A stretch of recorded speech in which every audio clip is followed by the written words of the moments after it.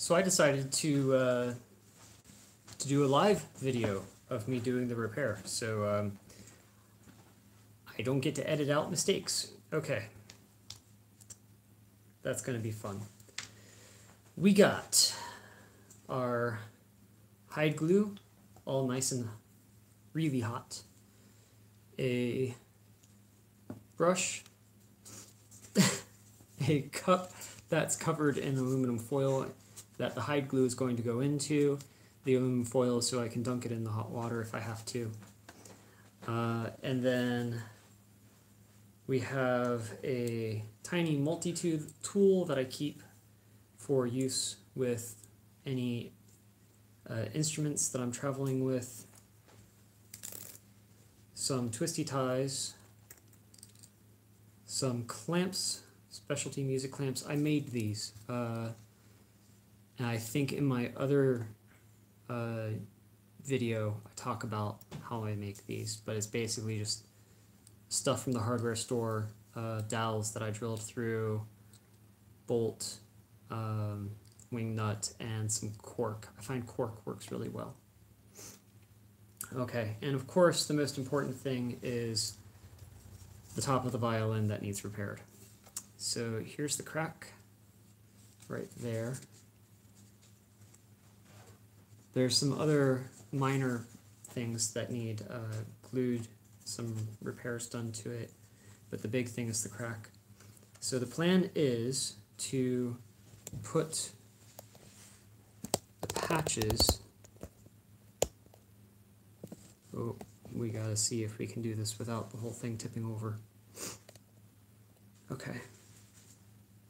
These are the patches right here, and we have to put them, we have to get glue inside of the crack, put the patches on it, and then use the clamps and the twisty ties to keep the whole thing tight. And then I'll also be gluing this little bit back on the bass bar because that came off earlier when I was trying to remove the top from the violin. My wife seems to have a question. Why are the patches pyramids? Oh. Please explain. The shape of the patches. So the patches are little pyramids that my wife so very graciously made for me while I was out doing grocery shopping and stuff. That's for two reasons. One is to reduce the weight because we don't want to add a lot of weight. And the other is for acoustic purposes. The shape of the pyramid will be the least disruptive in the acoustics that are vibrating around inside the violin. This little dot on it, you might be wondering about, is to help me keep the orientation of the pyramid correct. All of the dots are going to be facing towards the saddle of the violin. And the reason that's important is because the bottom of the pyramid is not flat. I have sanded the bottom of the pyramid using, I just have a piece of sandpaper. I would take it and set it here and sand it just like so, and that will shape the bottom of the pyramid to match the curve of the violin so that it gets a good glue, flush gluing.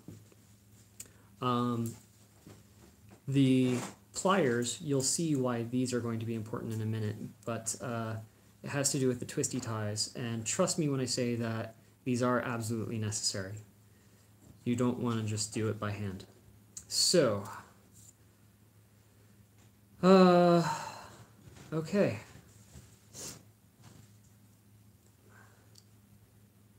Here we go. Just gonna go ahead and put some hide glue into the cup here. Don't need a whole ton. And going to use my brush. Now this is almost too runny at the moment. The hide glue is very, very runny. It's very hot. And I don't actually want it to be very hot, but at this temperature, it's good to get it on there and it'll soak into the wood a little bit.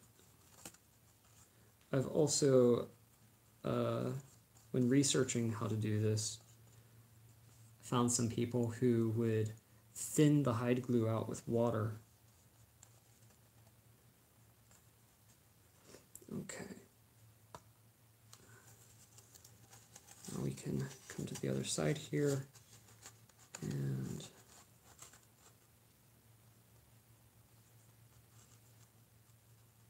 I'm not going to worry too much about cleanliness because I can always wipe it away with a shop towel and some hot water. Okay. We want to get all the way up on the crack.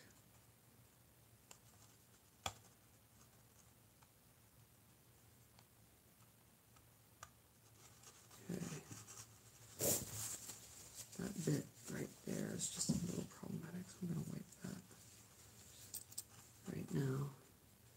I have a cat climbing onto my lap underneath the table. This is an unexpected development. Okay. I'm going to go ahead and wipe off this a little bit.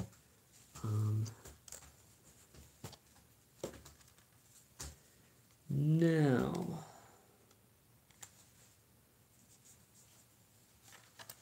I just got hide glue all over that. Yep.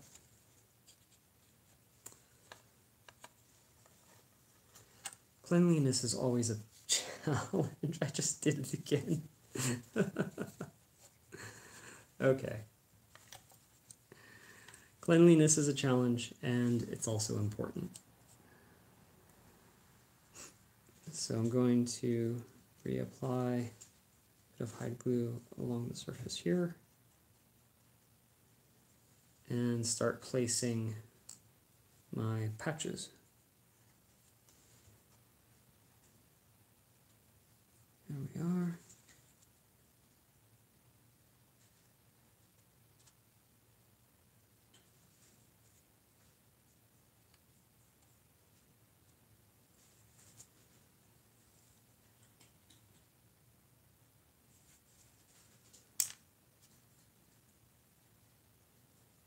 All right. Now at the moment the crack is out of alignment. So we got to fix that. And there we go. I'm getting hide glue on myself. If you get hide glue on your fingers, you can just dip it in the pot of hot water and then wipe them off, and that'll help a lot. Okay, now, one thing you want to be careful about here is to not get glue on your clamps. There's all sorts of little tricks that you can do in order to negate that issue by like using oil, mineral oil, baby oil to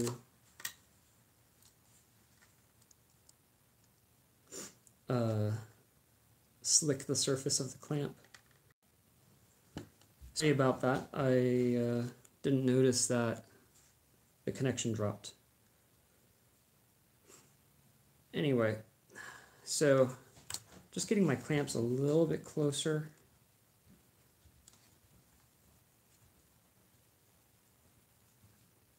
And there is a time limit here, so I've got to try and work as fast as I can. But now we're going to take the twisty ties and just very loosely put one on the top and the bottom of the clamps.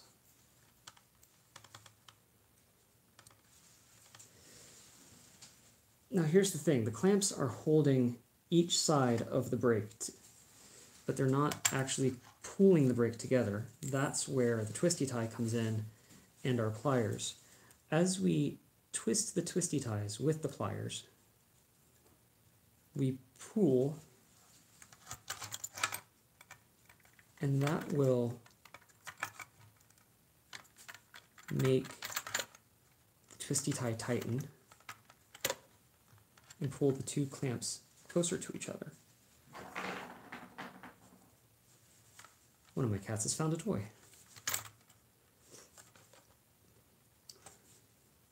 So it's a pull twisting motion. Pull, twist.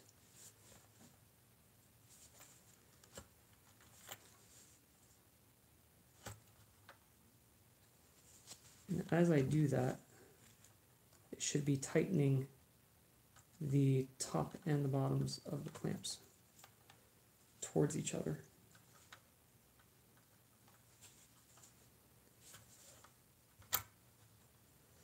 Now, they make a tool specifically for this job. It's really cool. It's a clamp. It's one clamp that clamps and then screws tighter. Okay, it looks like I need to tighten the top more.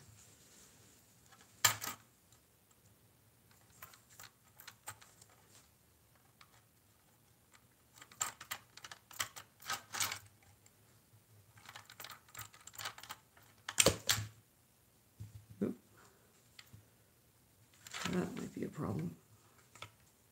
Let's see if we can get this going a little bit tighter up here.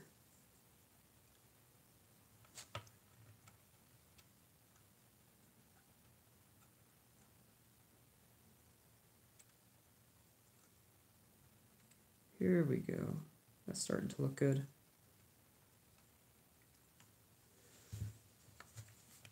That's looking nice and tight.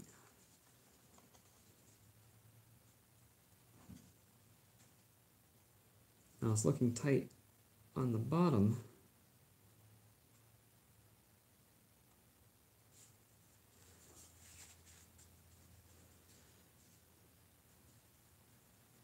But not quite right on the top. This being the bottom and this being the top. I think we need to tighten down here a little bit more.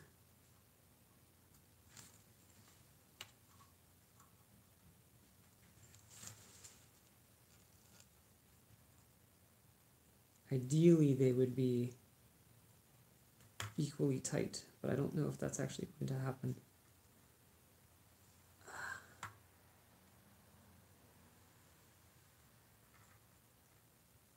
I used cheap twisty ties from my trash bags because that's what I had on hand.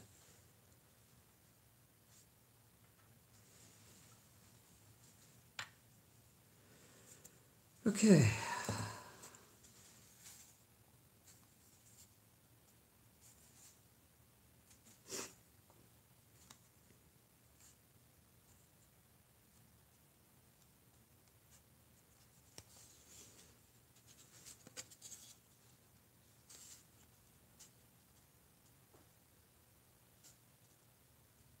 Not quite getting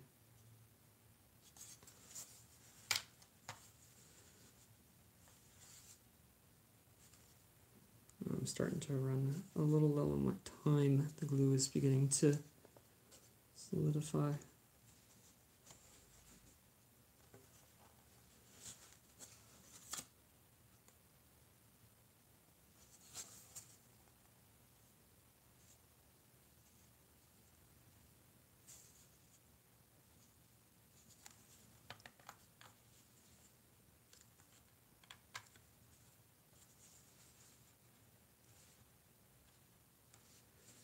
Alright.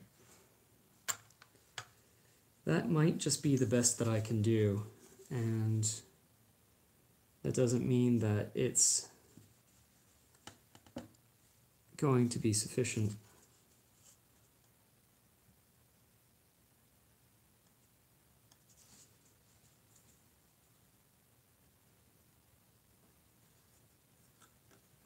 Let's there we go. That actually is helping a little bit, I think.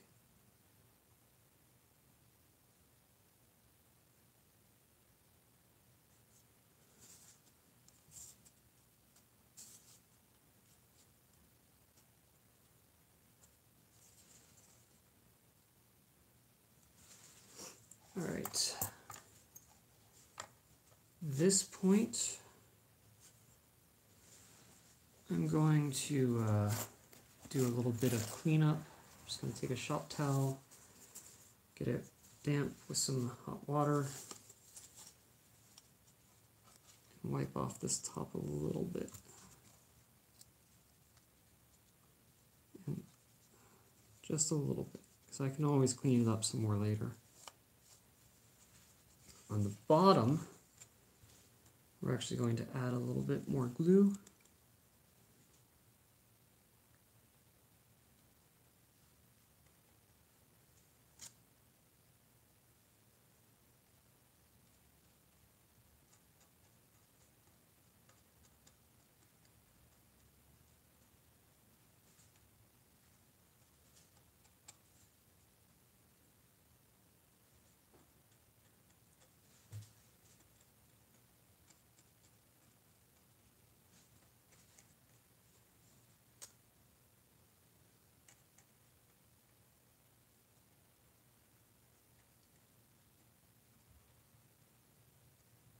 All right.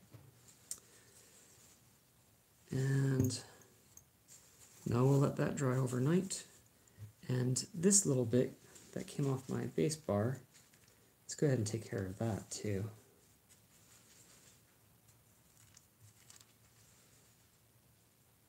And yes, we want to use hide glue for this as well. And we could theoretically use wood glue, but frankly, if there's problems in the future, wood glue is just going to compound those problems. We don't want that, do we?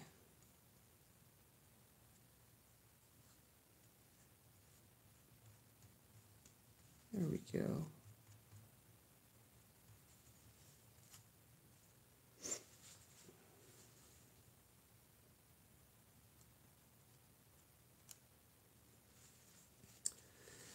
So that is part one of this repair. Part two is going to be clamping and gluing the top back onto the body of the violin. A quick note on that, in the previous video I talked about how the interior of the violin was such poor quality, and just taking a Dremel with like a flap sanding wheel, I went around the interior here, and it's so much better, and it's going to sound better.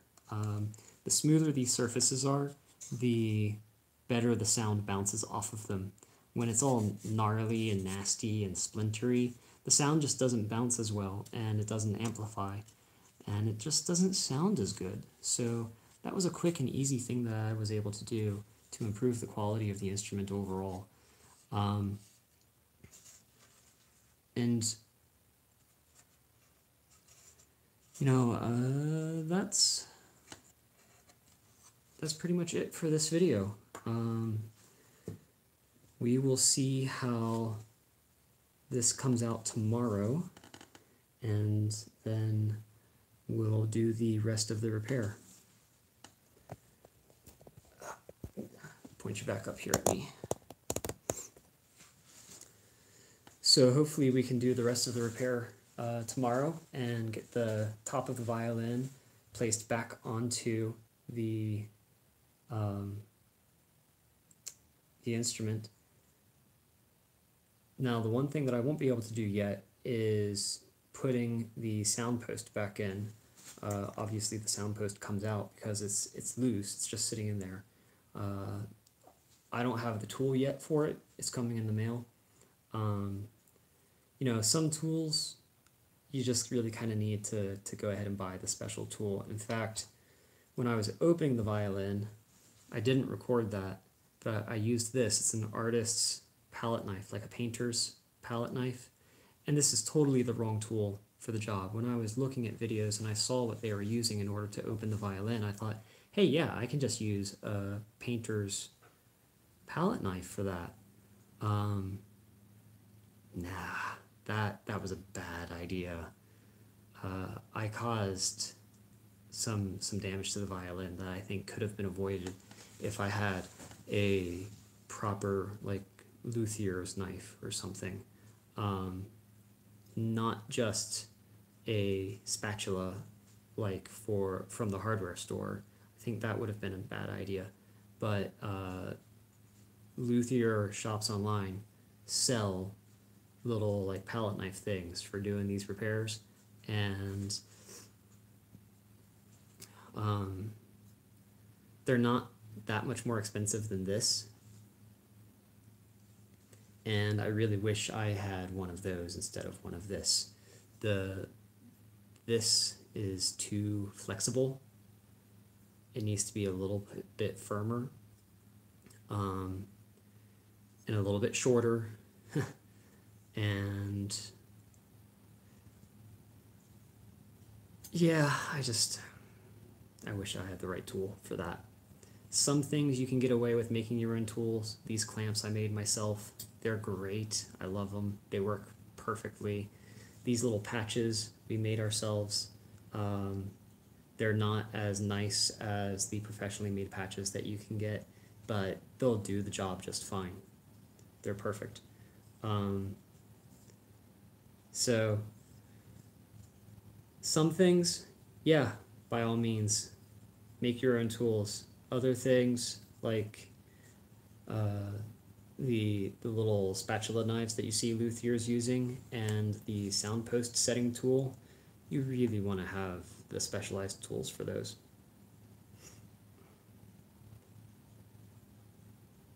But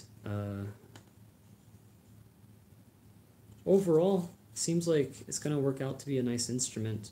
You know, these Chinese-made instruments, they're cheap, but that doesn't mean they're necessarily badly made. They're just quickly made, so they cut a lot of corners.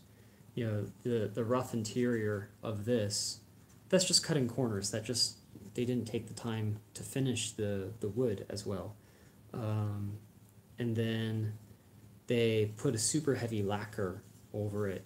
You know, they probably used hide glue like they're supposed to for the top of the violin, but then they put so much lacquer over top of it that when the temperature changes and everything struck, the top of the violin couldn't pop off like it's supposed to under those circumstances because the lacquer was so thick.